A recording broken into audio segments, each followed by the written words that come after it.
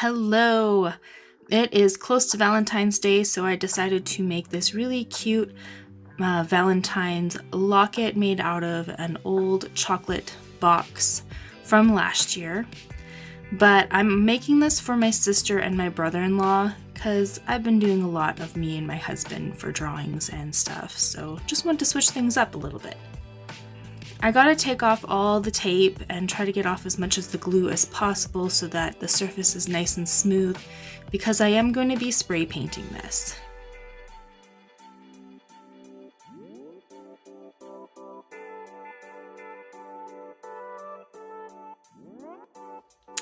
Now I am going to be putting portraits in the inside of it, and I got to get the right shape of the paper to put inside, so I'm just tracing the box and I'm cutting it a little bit smaller than the traced image, and I'm just going to keep on working on it until it fits perfectly in the box, just taking a little bit by a little bit off of the paper.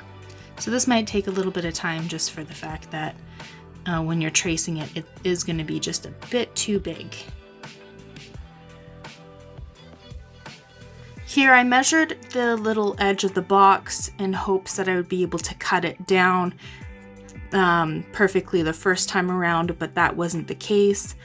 I had to put it in the box and see where it was a little bit tight and then take off from those areas until it fit just perfectly. So yeah, this takes a little bit of time and I had to do both sides. Here I'm just marking where I want the hinge to be so that it would be easier for me to figure out where I need to put the screws for later.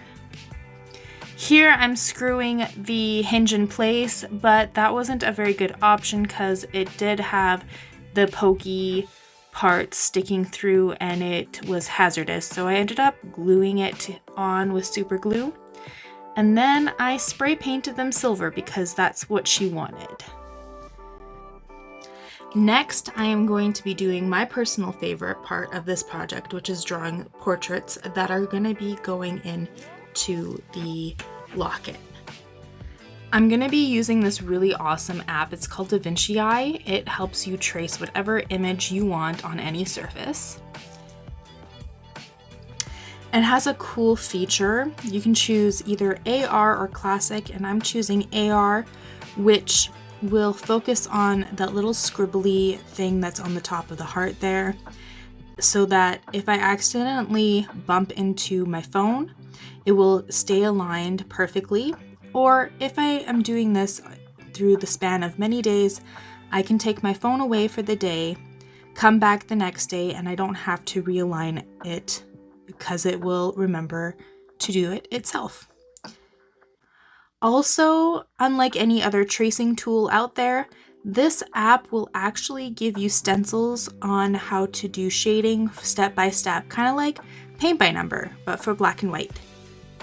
And then also, one of my other favorite tools after I have used the breakdown mode for the shading is strobe. This allows me to see the differences between my drawing and the original reference.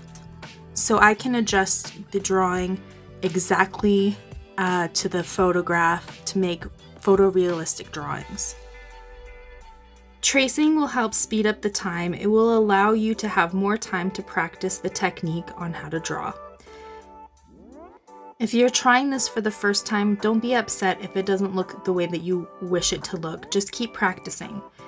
That is the most important thing to do when you want to learn how to draw portraits, is continue to practice. I've been dabbling in doing artwork since as long as I can remember, but I haven't been serious about doing portraits until about 6 years ago. So it's never too late to start learning a new skill.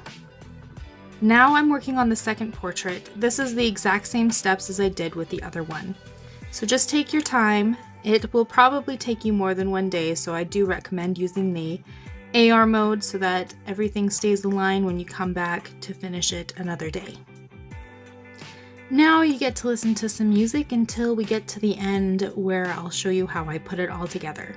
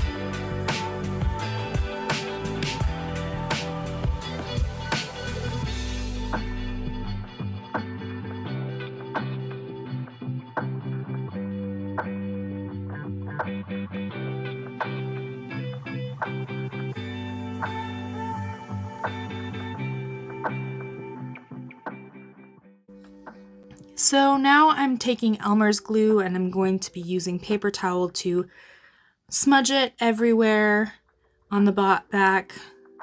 And I'm going to be taking the portrait and placing it inside, taking a paper towel to go over top of it as I push down. You don't want to rub it, otherwise it's going to smudge your drawing, and we don't want that.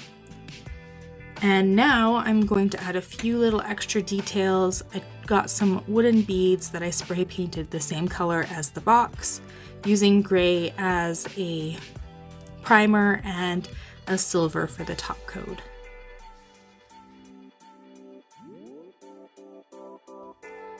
Just be careful and don't burn yourself on the hot glue gun.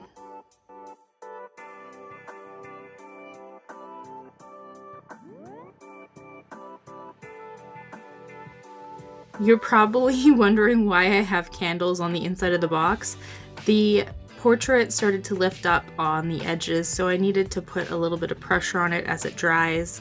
So yeah, here is the final product.